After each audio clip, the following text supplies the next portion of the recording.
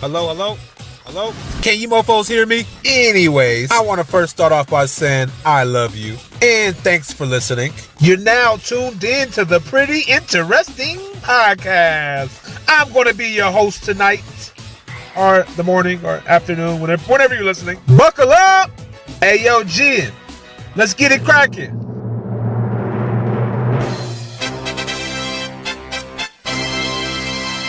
Five, 4, 3, 2, 1. Let's get it.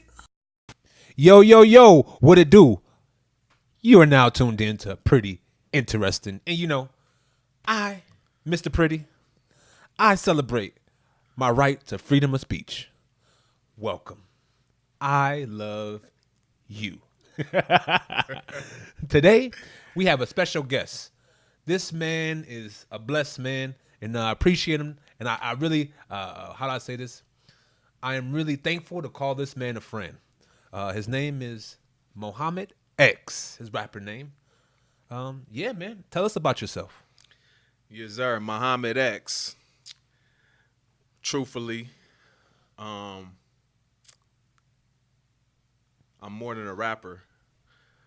I'm a lot of things, but we'll uncover that as this podcast goes through. So, but yeah, born and raised San Jose, California, Bay Area. Yeah, I've been rapping since I was like 10 years old. Met this dude playing football in college. We've been rocking ever since. He was knocking dudes out. I was rapping, and we still doing the same thing. So here it is. So, tell me, no, let's stay on football, man. So, how did you enjoy your time playing football at San Jose State? Honestly, I loved playing football, man. I loved my time at San Jose State. I loved Coach Tomey. Y'all talked about Coach Tomey on the last podcast. Great man. Yeah, the best. I wouldn't be who I am without that man. 100%. Like you touched on, not having that father figure really growing up and whatnot. That was the first, man I emulated myself after. I was able to learn from and learn what it means to be a man. So what did he teach you when it came to being a man? What gifts or what blessings did he bestow upon you ideology wise that helped you become a better man? Honesty, integrity, belief, just Together. together. Pride, together, believe, finish. No, he just instilled those qualities, and not only those, but also qualities that you don't necessarily think in society as masculine. Okay. Such as expressing yourself, expressing your feelings. Yes, man. Not just holding on to these emotions, this anger, this sadness, this depression, whatever's going on inside you. In society, it's as a man, you are expected to just hold that in and not talk about it and not express your feelings because that's seen as a female trait or whatever you want to call it. Would you call that indoctrination of when it comes towards people fulfilling or perpetuating those stereotypes of what a real man is? Yeah, absolutely, and that just hurts us as men, really. 100%. Because we're given this false ideology of you gotta be tough and you can't you can never cry, you can never do whoop de whoop whoop, right? And we just hold on to that, and all that does is create boom. That's what it does, literally, exactly. in society. I have a question for you. So, where do you get your morals and ethics? But so I'm saying faith, or do you get it from your mama? Do you get it from where did you get your morals and ethics from? I'd say I got my morals and ethics from my mother, from that base at least, and then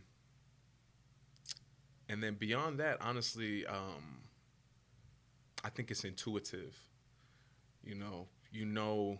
at least for me, I can't speak on anybody else. For me, I feel like it's intuitive. I just believe in being a good human, being a good person, helping those in need when you can, if you're in that position, you know, helping those in need and yeah, for me, I would say it's you know, partly my mother is a very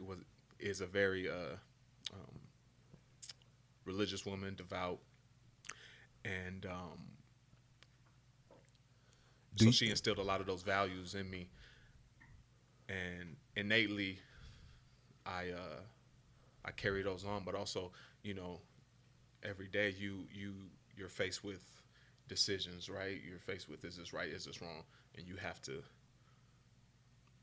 make those decisions 100%. yourself. Your mom's not there, right? Your Yes, mom's ain't there no That's more. pretty interesting, so man. It's, Let me ask you a question. Do you believe in God? so that's an interesting question. Let me start with this. Okay. As I told you, my mother is devout, right? Devout. She's a About Muslim. Muslim, okay. My mother's Muslim. So I grew up Muslim, Okay. and growing up Muslim, if you're not familiar with Islam, it's very strict. It's very Ritualistic, Yeah, it's very ritualistic. It's very strict. It's very discipline. exactly very disciplined and very constricting, I say. Yes. Especially in a society like this, right? So, growing up, I definitely rebelled. And how did you rebel? I question things. I've always been the type of person to not just believe what I'm told. I have to ask questions. I have to. I can't just believe you on face value, like, oh, because you said this means it's true. I have to. There has to be more. So I did a lot of my own research when it came to religion. I studied religion, man.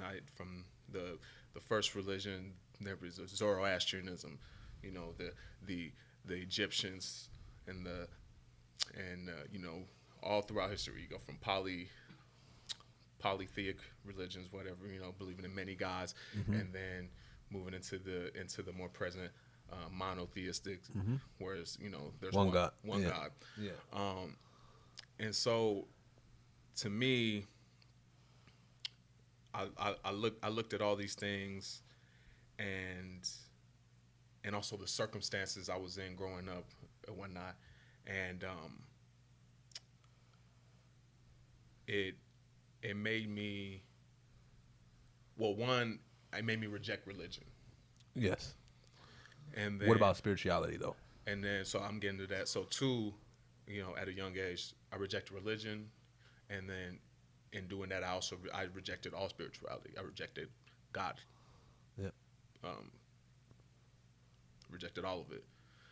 And then as I got older, you know, probably after college even, I went on my own path, you know, of just discovery and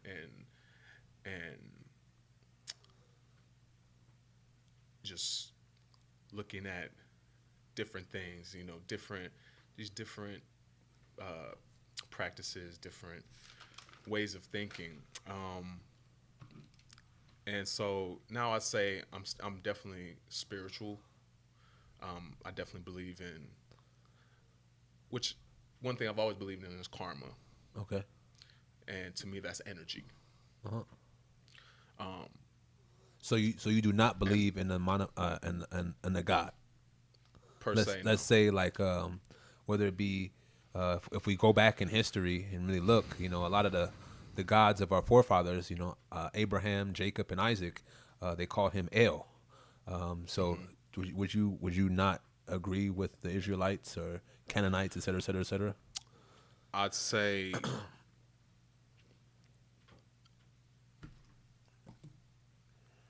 I don't prescribe to any individual religion. Or are you trying to say exactly, Or, or any individual religion or any individual interpretation of God. so, but do you believe there is a God? That's my question. Like, is there a God that literally you look outside that created the wonderful trees that and if there's a God, there has to be a yin In a and way, yang. In a way, I Do you believe there's a believe. Satan? Do you believe that Lucifer is real? In a way, I believe there's good and bad energy. Yeah. So I believe in the universe, if you will, and the energy. So that's in the who universe. created the world? So for me, if you want to put a definition on it, you can think of it as the universe is God. You get what I'm saying? What do you mean?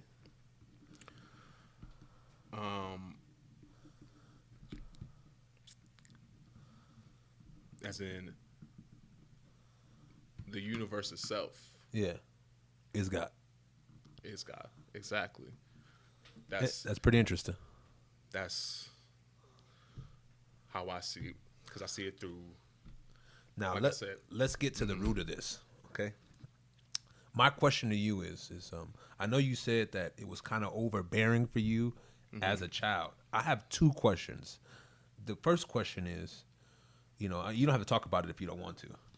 Your father. Where was your father? That's A. And the second question I would like you to answer is, what made you, besides the overbearingness, but what actually made you question God's existence in the first place? Okay. So we can start up with your let's start off with your father. Let's see. Starting off with my father. So growing up, my dad had left my mom before I was even born. Okay. So the first 5 years of my life, never met my dad or anything like that. Then he came back when I was 5, 6. Stayed with my mom for a little bit. They would get into it, this, that, and the other. Then he dipped out. So then I had the whole, they did the whole custody battle type of thing. Yeah. I would, Which is very stressful on the child. yeah. So I would have to go spend every other weekend at my dad's house. The rest of the times with my mom's. Did you feel torn?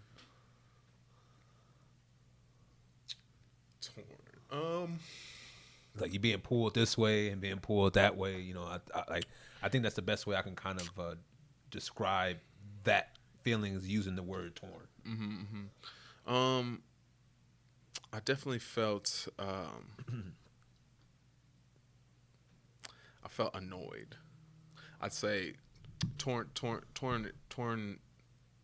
isn't really what it was. For me, it was more along the lines of, I feel like I'm not being heard in this situation. I'm not being listened That's to. hard. That has to be hard You for know her. what I How old were mean? you again? It's, at that time, probably 11, 12 or something like that. That has to be excruciating. Yeah. Because that is literally your nature versus nurture years. So at that time, 11 years old, 12 years old and younger especially, is you're really developing on who you are as an individual. So in order to kind of figure out who we are today, we have to get to the root, and the root is childhood. So it's usually a relationship between mother and father. They kind of dictate who we're going to be. That's it. So when the reason why I asked about the father, and when it comes towards a lack of belief in God, is in the Bible, it pretty much talks about this hierarchy, the way things are supposed to be, where it goes from God to Christ to man, which would be your father when you're a child, and woman to child. And sometimes when there's that blank, because I went through the same thing, right? It wasn't until I really got a chance to really know my father, to really talk to my father, to really experience his spirituality, the questioning stopped for me. That's me. I'm just talking about me. Yeah, right? yeah. You know what I mean? So, I think that when that void, was filled by my father, it made me understand and realize that there is a God. You know what I mean? And I think that was just through talking and breaking down and philosophizing with him. And so that's why I want to ask you this question. What made you question God's existence?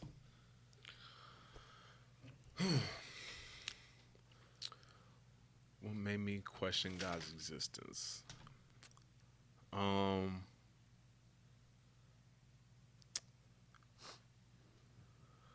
What made me question God's existence in the first place? I'd say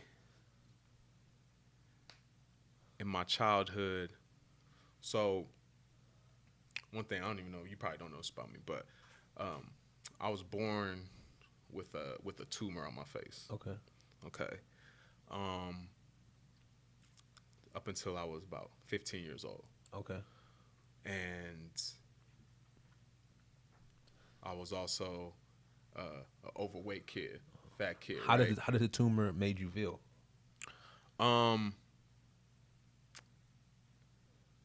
The tumor itself didn't make me feel anything. It was the way, People perceive other you. people perceive me, right? Yeah.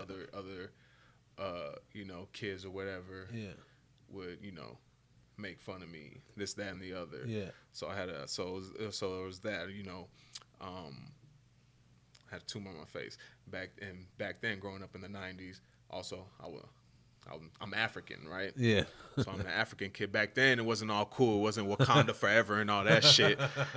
Back then, it was like, oh, you African booty scratcher, whoop-de-whoop with this, that. So I got a tumor on my face. I'm a fat kid.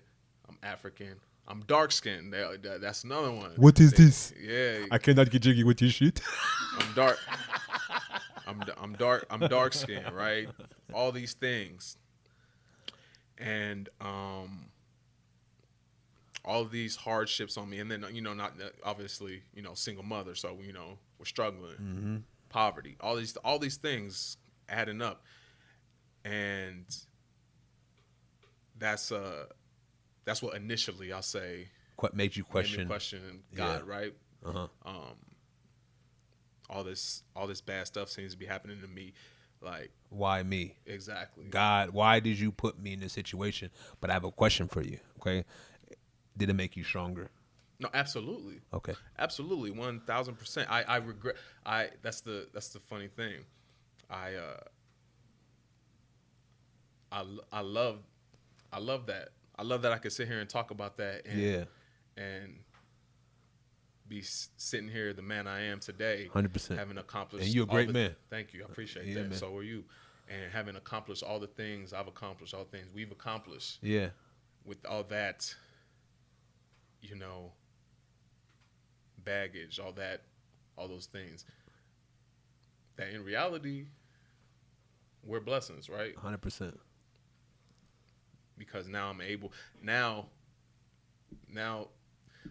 some kid. Your testimony is great. Call me an African booty scratcher. Okay, Yeah. cool. I don't give a fuck. You know what I'm saying? Bring that ass here. You can call me whatever you want, man. I don't give a flying fuck. I'm the most confident person on earth. I don't care. So I have a question. So do you believe that God strengthened you, or is it a possibility? I'll say it like that. Is it a possibility that God put you through that to strengthen you so that your testimony can be above another's? Maybe, nobody's better than whatever, but there's somebody out there who might need to hear this story. Absolutely. So do you think there's a possibility that God put you through what he put you through in order to reach somebody else who might be going through the same thing that you went through? Is that a possibility? I said the universe works in mysterious ways. So does God, my brother. See, no matter, for me, no matter what we choose to call God, right? You might call God, you might call Allah, you might say, Yeshua, Yahweh, the universe. Does that matter? Well, the verbiage. I mean, again, Per se. I think that words truly do matter because words are spells. So I guess if it says a lot biblically that if you call or you don't call out or you don't accept God into your life or Yeshua into your life, then when it's time to see him, he's going to say, I don't know you. And I think that besides go ahead.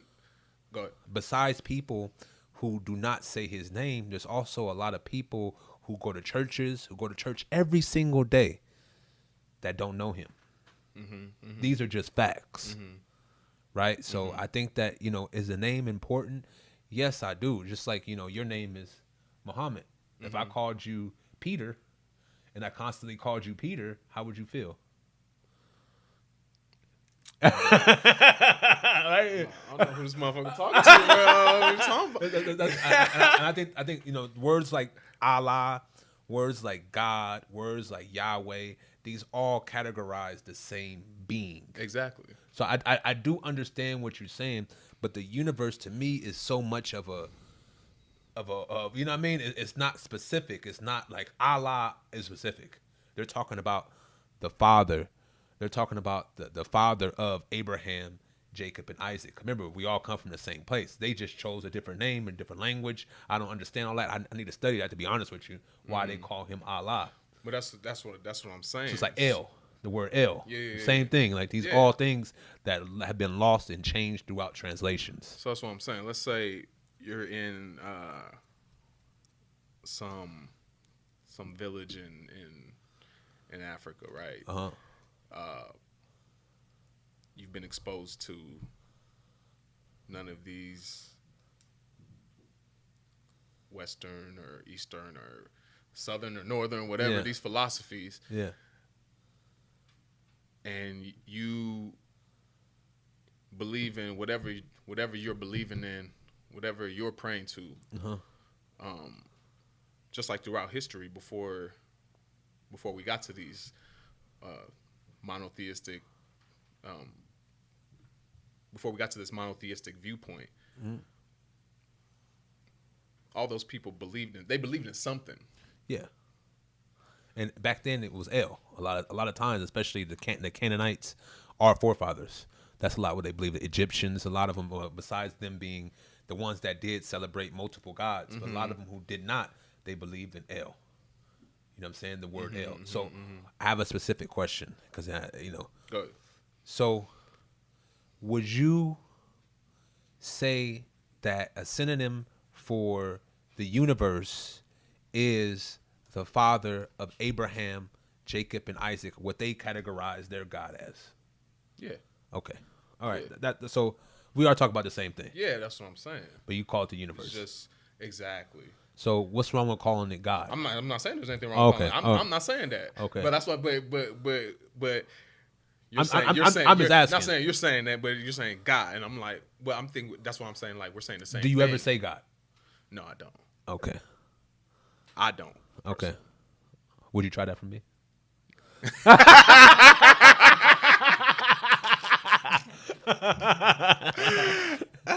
No. Okay. But Yeah. would you? No, I was gonna say I haven't said God since I was like 12. And You just said it right now. I know. That's good enough for me.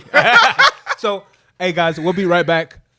Stay tuned to the commercial. We'll be back in a jiffy. All right, late.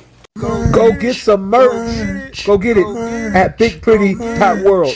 Bigpretty.world. Go get your merch now. Yes, right now. Go get it. Bigpretty.world. Bigpretty.world. Welcome back to Pretty Interesting. This your boy Pretty in the house. Let's get it. I'm here with my boy Mohamed X and spitting to you straight raw. Eat it. So I want to go back to this conversation, but I want to move on a little bit because and go straight to the heart. Are you for abortion? Am I for abortion? What? See,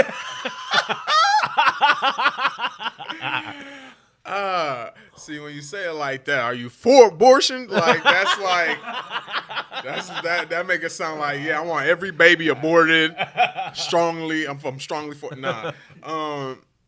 I wouldn't say I am for abortion. Okay. I will say I believe I'm pro-choice. Pro-choice. I'm pro-choice. So you for believe sure. that women should have a choice whether or not they can abort a baby, essentially. Women and men, or whatever, that's the situation. It's pretty interesting you say that.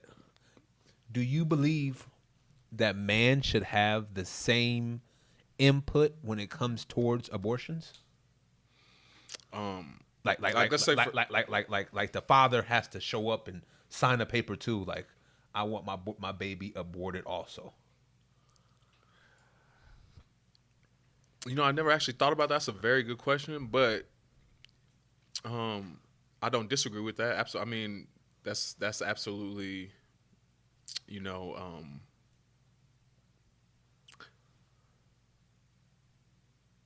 yeah, I like that. I actually, yeah. Because we have this dilemma. I am not pro-choice at all. I believe that number one, the baby does not belong to the woman or the man. Who does the baby belong to? You might say the universe. The universe. I say God.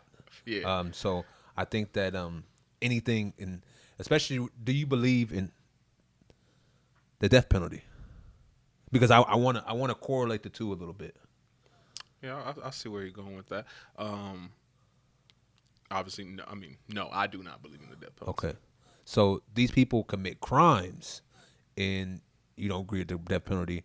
Mm-hmm. That baby has done nothing but turn from ejaculation in an egg to an embryo to essentially a baby. Mm-hmm. Not essentially, literally a baby. Mm-hmm. Do you believe that inception is the point of when after inception, is that a baby?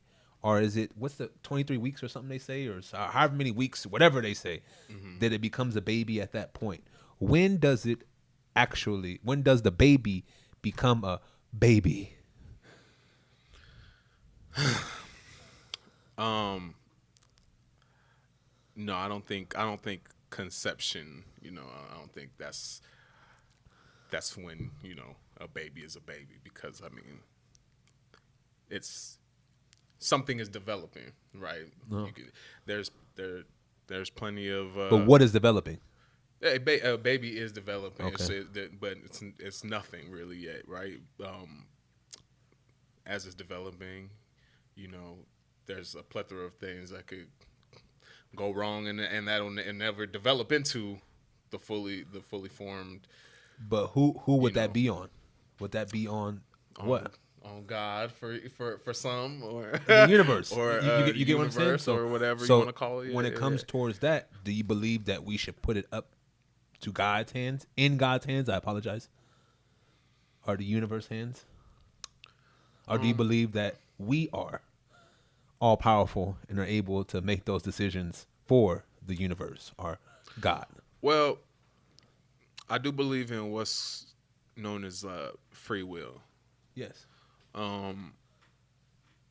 So there's a debate, right? There's a debate whether,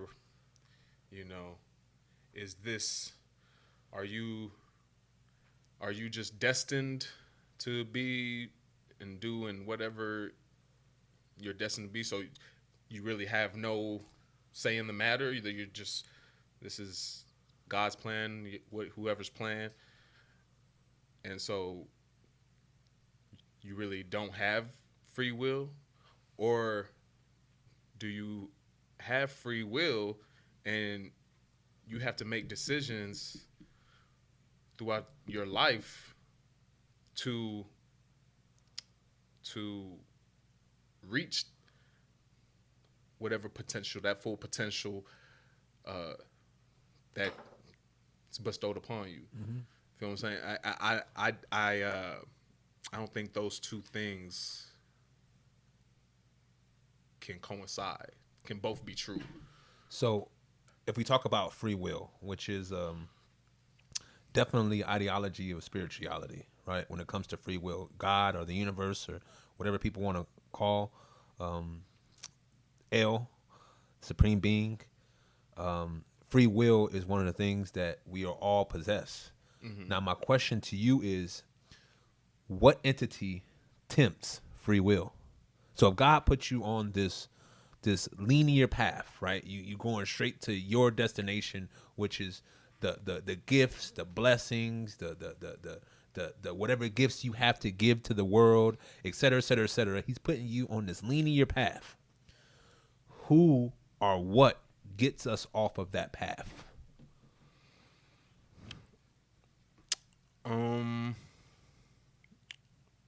Pretty interesting, huh? Well, I mean, it's the duality of man. You know, that's why I said we have free will. We know right and wrong. But who tempts that free will? Who gets us literally? Who gets us off, or what gets us off of that path that the universe might set for us? What gets us? Are you saying we do? I'm saying we do. Okay. I'm saying we do. I'm saying we hold the power within. That's why one of the things why I say, God is the universe. We have the power within ourselves to say, I know this is good, but I'm gonna do bad. Exactly. I understand. I know. I know what you're this saying. Is wrong. That's the whole battle between the conscious and the subconscious. Exactly. A lot of times. So I say the onus is on each of us as an individual. So what controls us? Us. So we control us. That's what free will says, right? If you take it as, let's say, good versus evil, right? God versus the devil, or Satan, whatever. Either way, you're the one choosing. Of course. Just like you said, there's that linear path, and let's say we get off that road sometimes. It makes it kind of a zigzag, yes. But you're choosing. Yeah. To get off that road, even if. Are you choosing or being tempted? Even if you're being tempted, you could be tempted and choose to be tempted, so right? Who tempts? Or choose to. Or what entity tempts? Well, in the Bible, it's the devil. So in the when just saying the universe, what in the universe, or what name would you give the entity that tempts? Would you agree that there's a tempter? So if you're saying, well, whether it be Lucifer or whatever, he is the father of confusion, right? So when we're confused, that's not of God, right? That's of Lucifer, Satan, right? So when it comes to to describing the universe, what in the universe, what name or what would you give the tempter? I mean, if you take it to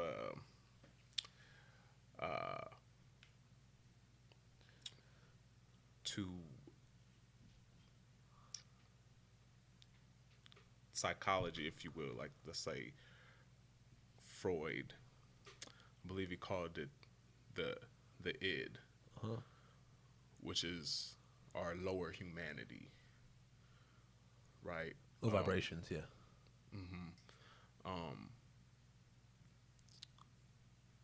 Which is a part of us,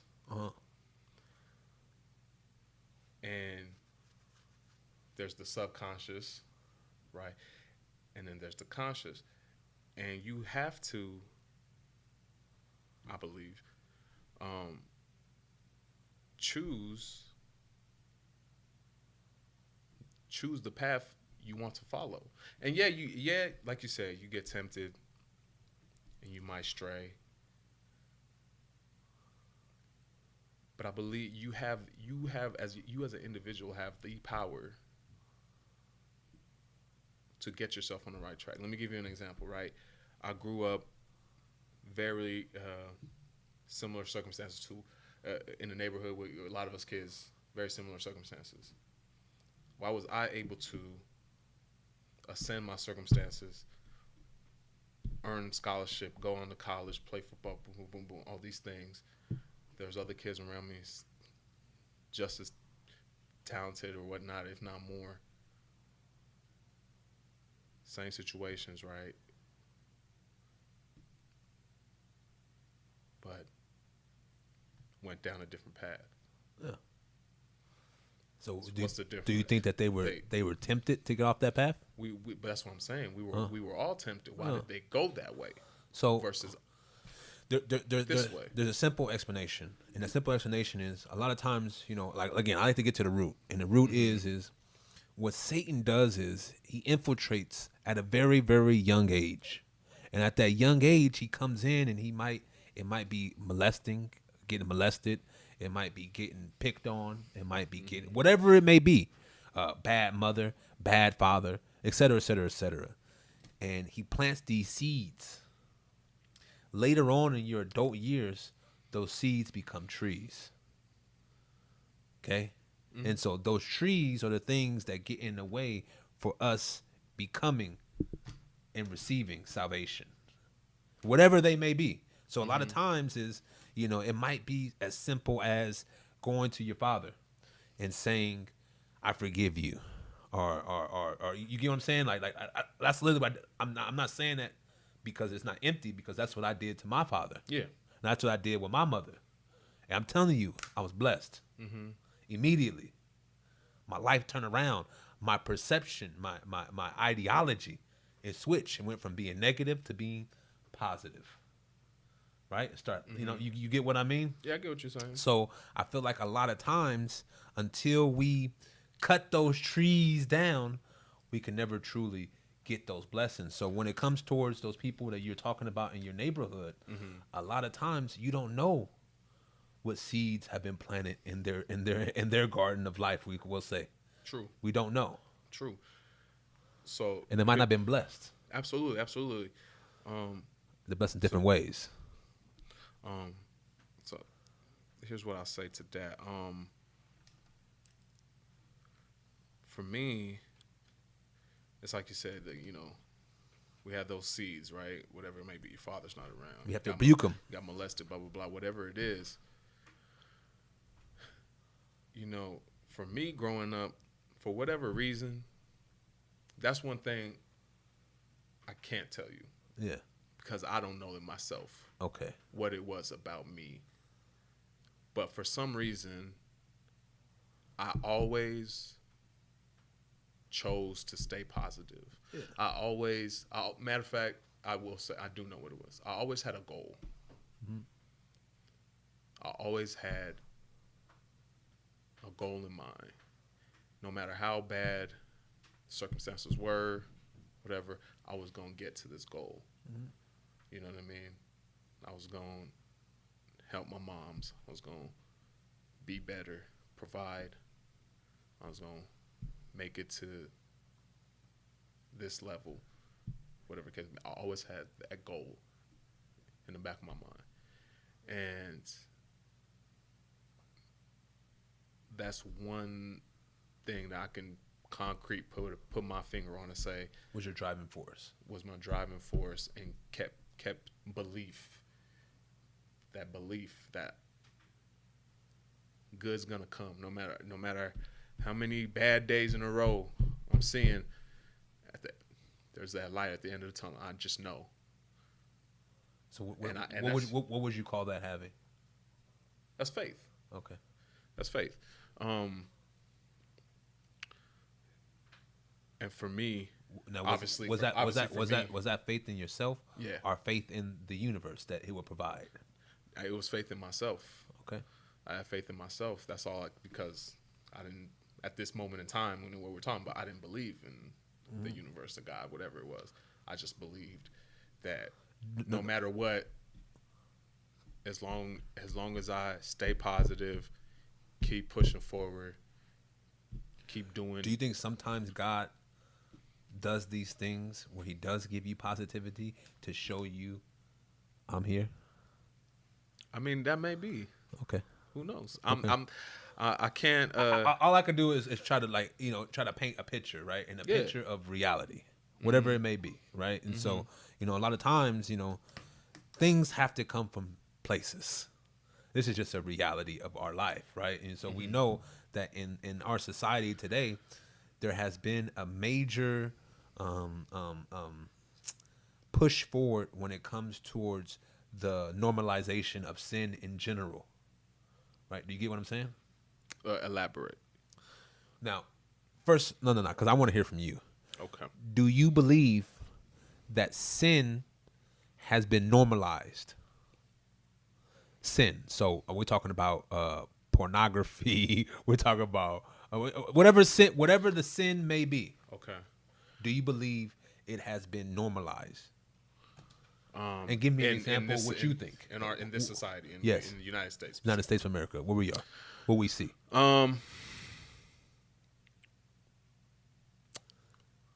Well, remind me, because you are the more read up on it when it comes to religion than me. The 7 deadly sins, right? That's envy, gluttony, lust, anger, greed, sloth. So read from the top again for me. So pride, envy, gluttony, lust, anger, greed, sloth. I'll definitely say lust is definitely normalized. That's if there's any one sin I can put, we could say is for sure lust. Yeah. Right? That's our society's built on lust, really. Pride. What's the definition they is give excessive belief in one's own abilities that interferes with the individual's recognition of the grace of God. It has been called the sin from which all others arise. Pride is also known as vanity. So that's literally what Lucifer's sin was. Vanity. Okay. Pride, ego, vanity. Got you. Yeah. Would I say that's normalized? Well, yeah. Obviously, that's what social media is, right? Yeah. Look at me. Hey, look at me. Exactly. Hey, it's me. Hey, man, look what I'm eating. Look at me.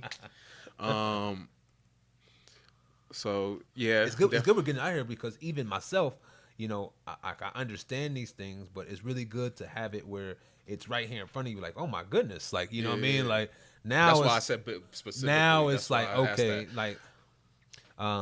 So definitely, yeah, you're right. Pride for sure.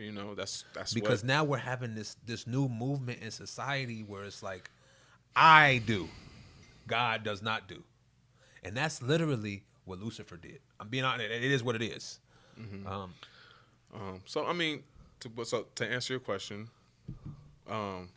yes, pride. That one, I believe, the vanity. Yup, that's definitely normalized in our society. Just look at, I don't even want to. I'm not gonna go say it. Don't say it. Look at reality TV. I'm gonna be general. Reality TV and those in reality TV. Yes. That's all it's about, vanity, right? Pride, Instagram. Who has the most likes? Who got the most followers? Yeah. Let's build up my man, pride. Man, forget him. Vanity. I ain't gonna like nothing he do, even though it's the truth, man. Forget that guy. And that's pride.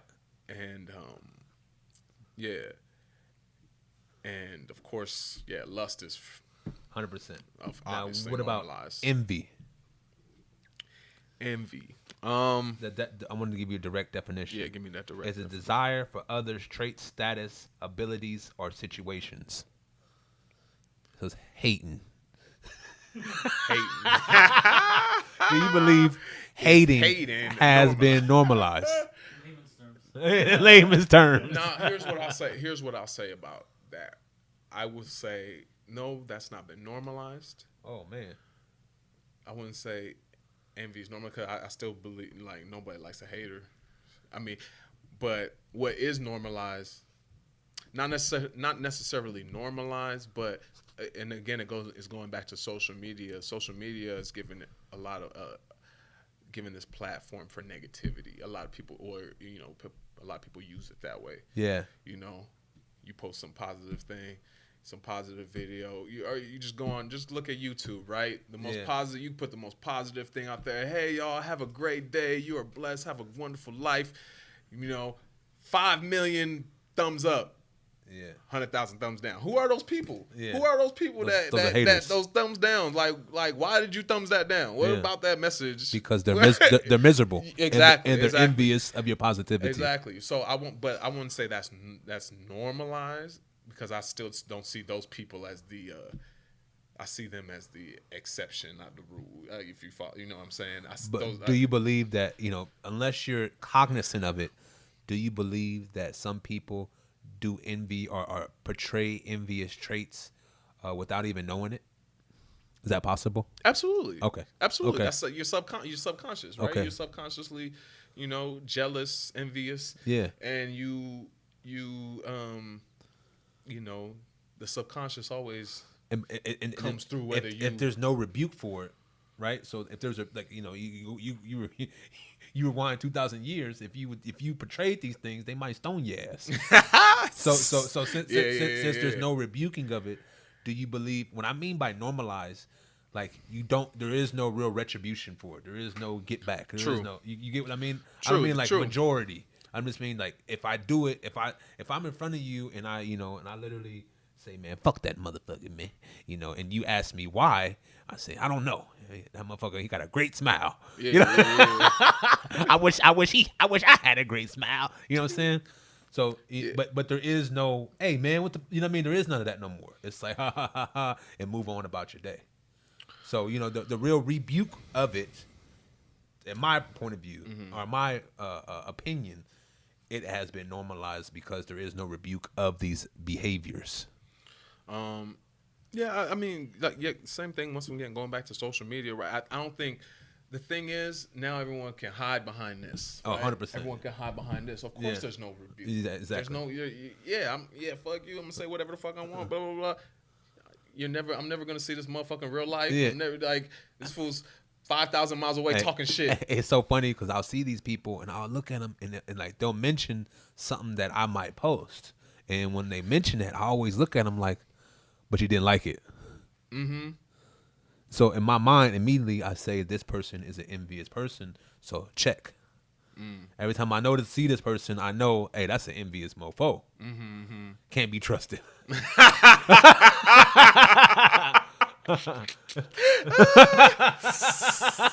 Right? So next one is gluttony. Gluttony, yeah, America's fat as fuck, yeah. So that has been normalized. That's normal. Now, this is one that I posted a few days ago, and it was talking about anger. Do you believe anger has been normalized? And the definition of anger is manifested in the individual who spurns love and opts instead for fury. It also known as wrath. Say that one more again. Anger is manifested in the individual who spurns love and opts instead for fury. It is also known as wrath. Right. Okay. Well, when I hear that definition, And and wrath is extreme anger, chiefly used for humorous or rhetorical effect. Let's see. So extreme anger, essentially. In a sense, I'll say yeah, because what I attribute that to, what I define that as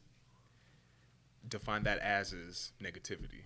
Yes, that's one. Yeah, and that's definitely been normalized in this society. I mean, once again, going back to social media, but not just social media, media in general. And this has gone back, ages, but we're addicted to it. Yes, we're addicted to the negativity. We were programmed for it. We're addicted to negativity. There's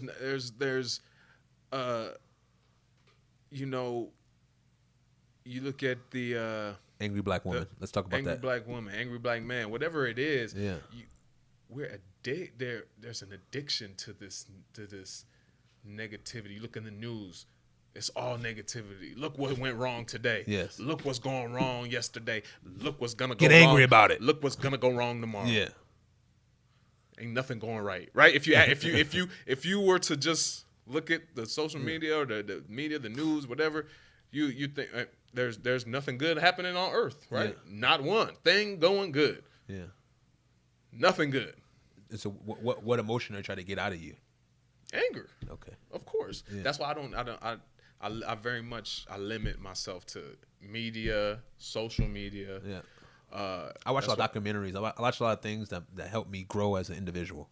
Mm-hmm. Documentaries, Mm-hmm. podcasts, you know what I There mean? you Yeah. So, and I want to go a little bit into anger because we black. You know what I mean? And so our brown, but what society would call us as black. I consider more us as being copper colored people. Yeah. The chosen people. And the people are like, what, the chosen people? Get out of here with that. But it is what it is, man. We're the only people on planet Earth that our history and culture has been stripped from us. Think about that. There is no other group of people on this planet Earth that they have went to literal hell and back in order to erase our history.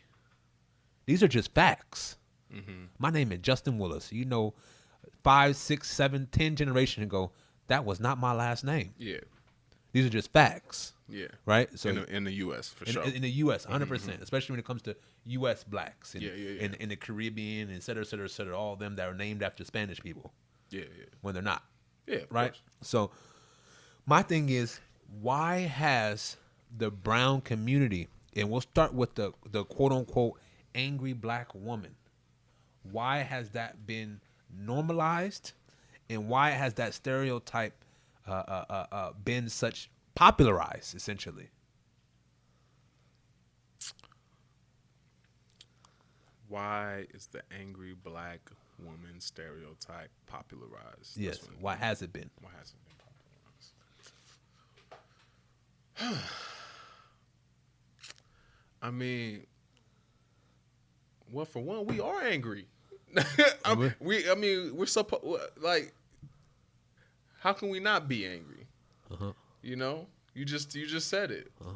You just said it. We've been stripped of our land, our names, our dignity. What they want history. is what they want, and I put "they" in quotations. It's the people who are of Satan. Satan is their daddy. So those individuals who have Satan as their daddy, they're afraid, and they're afraid of us because of the simple fact that they know how great of a people we truly are. And so if you really think about it, the reason why they would instill anger is because when a person is angry, they become less sensible. That makes sense? Yeah, absolutely. Right? It's the same thing that they did to the quote unquote Indians of America, right? So what they did to the Indians was they came here, they raped, they pillaged, and as soon as the quote unquote Indians rebelled and out of self-defense, what did they label those Indians as? Savages. Okay. So it's the same thing. So they're literally programming us for our demise. That's all I'm saying. That's the reason why I believe that we have these stereotypes that have been perpetuated when it comes towards black women and black men. But we need to take a break. We'll be back in a moment to continue this conversation. Pretty interesting, and we out. Wait. One more thing. If you would like to sponsor us, because people have been asking, how do they get a chance to sponsor Pretty Interesting? It's simple. Just email us. Email us at prettyinterestingpod@gmail.com, or just simply send us a DM. I love you. Once again, I love you. No, I love you more. Have a blessed day. Let's get it. Welcome back to Pretty Interesting. I'm here again with my friend Mo. How you doing, Mo? I'm phenomenal. Let's get, I'm great, man. Let's get back into it. And the question that I asked before the break was about the stereotype about the angry black man, but more especially the woman. What is your views on this? And why do you think that it's present?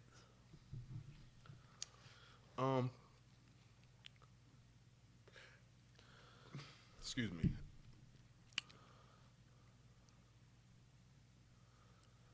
And who created it? That stereotype. You know, honestly, like I was saying before,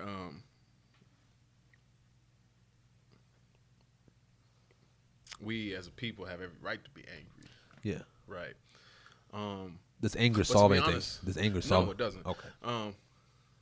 But to be honest, I never thought about it. I've never thought about it that way. So I really don't have an answer for that one. That's pretty interesting. It's pretty interesting, my brother. Well, what's your perspective on that? I said it before the break. It's more so I believe that was programmed into us because when you hold that anger in, and literally in society, we're not really doing much. Yeah, we talk, we march when we have to march, and we have these fake, leaders that are doing nothing but leading us to the slaughterhouse while they're leading them and their family to opulent lifestyles. Like guys, I'll give names because I just don't care. You got guys like Jay-Z. You got guys like Sharpton. These guys Jesse Jackson. You got the list goes on and on and on. These guys are Colin Kaepernick. These guys are supposed to be leaders, but again, they're living these opulent lifestyles, and we can kind of start to agree that our anger that is possessed in the brown community has been used like a ventriloquist, right? That's how they use our anger, right? And, oh yeah, these Negroes are angry. Well, let me give them some food stamps, calm them down. They'll be on our side. Hey, what I want you to do is I want you to take your hate and I want you to go hate them. That's what they do. And so instead of solving the problems, which again, that's that whole my president is black, my Lambo blue. You know what I mean? We're celebrating. We're always celebrating. And then we get these times. Let's say even the civil rights movement. When we had our great leaders die. Mm-hmm. Instead of solving the problems after they died, what happened? We entered the 70s. And what happened in the 70s? Hang loose, sex, rock and roll. We lost again. We got detracted. We were deceived, and now we're under that same kind of minds where now guys like J. Edgar Hoover, who was a former FBI director, he said it clearly. He said if there's going to be a black messiah, we'll create him. That's literally what he said. This is the FBI director. Go look it up. Okay. So, when we're living in those type of times when you can't even trust the leadership that we have. So you can never trust a leader to direct the anger into not angry anymore. Right? We have to unlearn that anger and relearn love. And until we learn how to love ourselves, we'll never break the spells that were bestowed upon us. You did. I did. Yeah. You did. All right. Okay. So we need to move on to the last two really, really quick. I'm just going to explain these and I'll let you, you give maybe a sentence or two. The first one is greed, which is the desire for material wealth or gain, ignoring the realm of the spiritual. It is also called avarice and covetousness. Covetousness. Right. But we know what greed is. Yeah. Okay. Yeah. Definitely normalized. Definitely normalized. Yeah. Everything. People. It says clearly in the Bible where it says, you either worship the God of the world or the God of. Check. I mean, it's this simple. You got billionaires and we got homeless people. Yeah. That's that simple. You feel me? You did. All right. So we'll go over to the next one. And the last one, on this list. And the last one is sloth. Is the avoidance of physical or spiritual work. So a lazy mofo or a mofo who just does not work on their spirit at all. They're spiritually dead. We see a lot of those. I see a lot of those people walking around. This literally, I have to go to work tomorrow.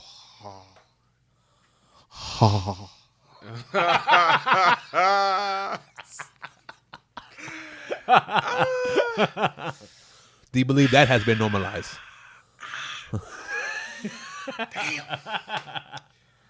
I mean, well, when you put it that way,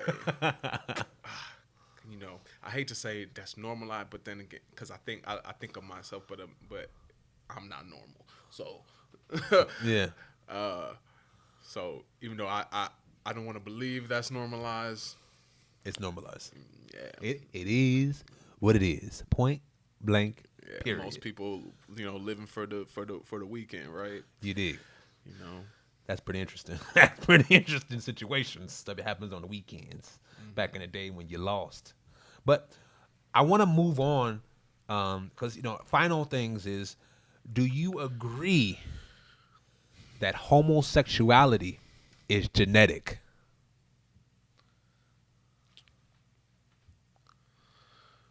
Do I agree homosexuality is genetic, Or is it not genetic? I don't know about genetic. So, like, lift up your arm. Lift up your arm for me. Just that is genetic.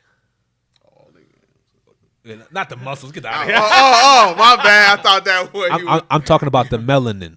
Oh, okay. Yeah, that's genetic too. Yeah. So would you believe that homosexuality is genetic as your melanin is? Like, God gave you that.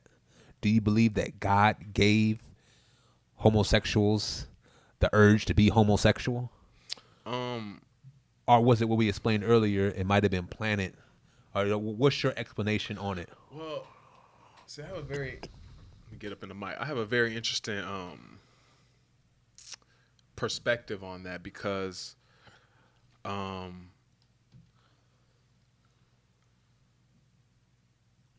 won't say I can't say genetics because I'm not. I don't think there's like a gay chromosome or whatever, a gay whatever. Yeah. But growing up, there was definitely I grew up with kids that were gay. Like they. Did you know their upbringing? Did you know what happened in the home? I have no idea what happened in the home. Okay. No idea. Can't Okay. speak on that. Okay. But I did grow up with, kids. That's for as long as I knew them, that's how they were. We didn't know what gay was, obviously, at that time. Was it more feminine traits, not necessarily homosexuality? Or would you say some people just have a little bit more feminine traits because they might be raised by their mother, or, whatever it may be? I mean, or are they just broken wrists? I'm gay. His words.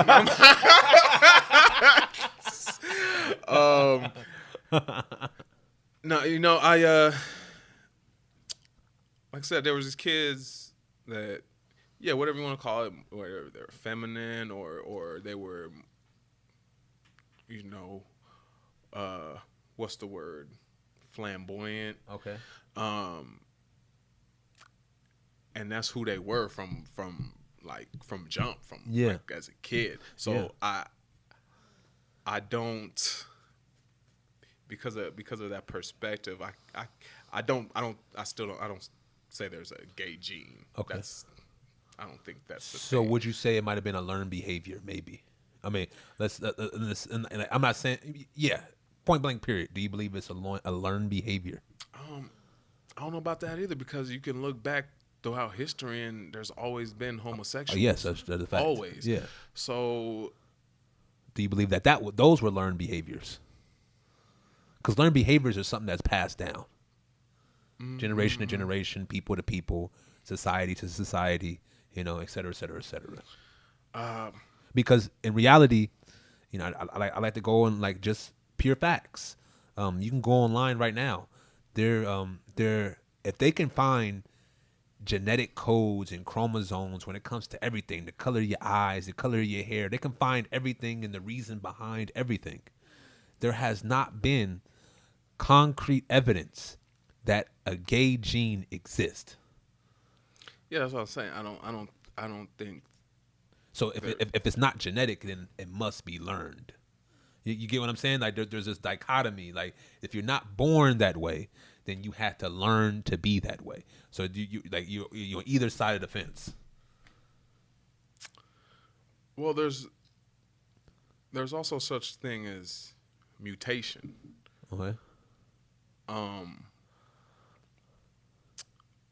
Which is not necessarily genetic or agenetic. It's just what it is. It's just something happens. So homosexuals walking around like X-Men. I'm not. That's not what I'm saying. I'm just saying, like it could be. It could be learned behavior, and it could be that's just how some people are. Because, and I say this once again from my own personal experience, growing up and just knowing like children that are gay, were gay, whatever the case may be.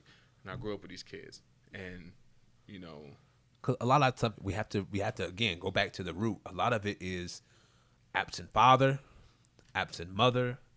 You're kind of screaming for that attention. It's kind of like the girl who we see this all the time, who is the bisexual girl who dates girls, date girls, and then the right dude come around and she no longer. See, now that is a whole different phenomenon. I believe that's a whole nother phenomenon. Exactly. That's a scorned woman. I believe, yeah. I So, believe that. and even in men, but a lot of times men suffer from more pride.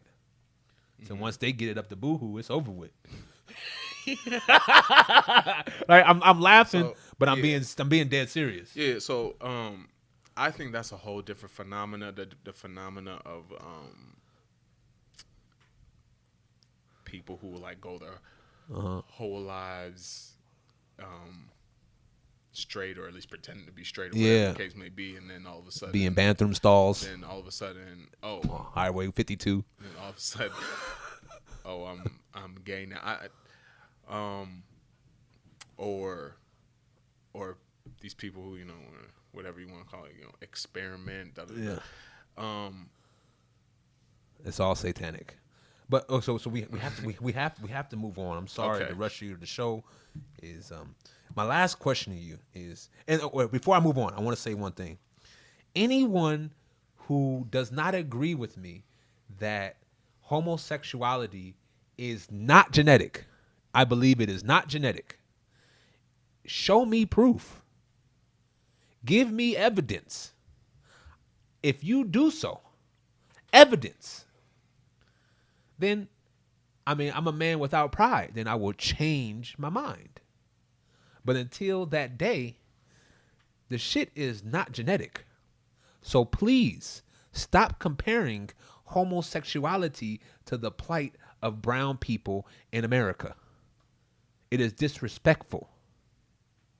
Okay? It is really disrespectful. Oh, well, that's a whole nother topic. We definitely talk about that. Because this is not a choice. This is not a choice. An individual can literally say to themselves, even though they might not, today I can stop being a homosexual. They can. They have that choice. They can. I'm just saying they can. I'm not saying that they will. I'm saying that they can. I cannot up and wake up and say, you know what? I don't want to be brown today. You can. Without surgery. It's 2019, baby. You can be whatever you want to be, baby. What you mean? You can be whatever you want to be. But you get what I'm saying. So if you can provide me evidence, concrete, but if not, or come sit in this other chair. Last question for Mr. Mo. What's the difference between feelings and reality? We'll end there. That's a very, very good question. Pretty interesting. Feelings and reality. See, my perspective on this is very I'm gonna say it's out there probably to a lot of people, but I honestly believe that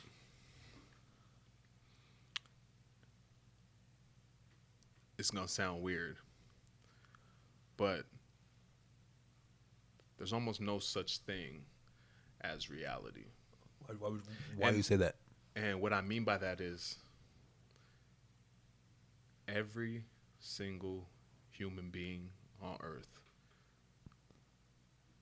has a different reality. A different, like you say, upbringing, nature, a different nurture, all these things. Growing up What I mean by reality is constants. So reality is constants. Like there's violence. There's you know what I mean. There's homosexuality. There's abortions happening.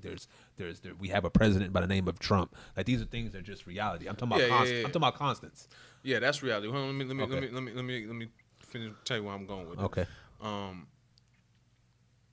So because of this, like like I was saying, everyone has a different upbringing, different perspective. You being a black man, Brown. my bad, brown. You right, a brown man from East Palo Alto. Your reality, the way you see the world, is completely different from a white lady who was born in 1960 in the Midwest and grew up with these values and this upbringing, and that's reality to her, whatever that is. Whatever her views, beliefs, the things she watches, the stuff she follows on social media, that's her reality, no matter what. That's her reality, but that Exactly. But so are you saying that there's a difference between everybody has their own realities? So are you saying that there's a difference between individual reality and I would say a collective reality? Because we all have our different point of views and perspectives, et cetera, et cetera, et cetera. But I believe when we all come together, there is, one reality. When we all come together, like my perspective and my thoughts, just like you have a lot of Caucasians who say racism might not be real or that might not be real because that's not their reality.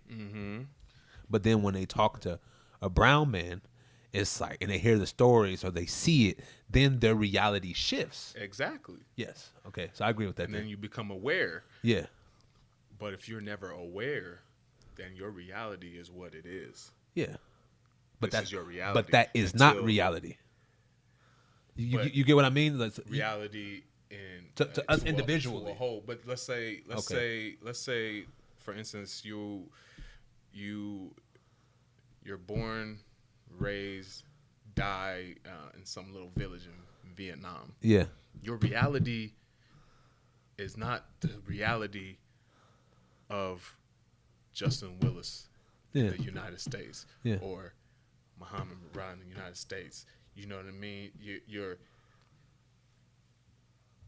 what reality is to that person, we could never know. So are you saying know that what I'm we saying? then come together for a collective reality that is concrete? There are certain constants. There are certain constants. Yes. Obviously, like you said, the president is this.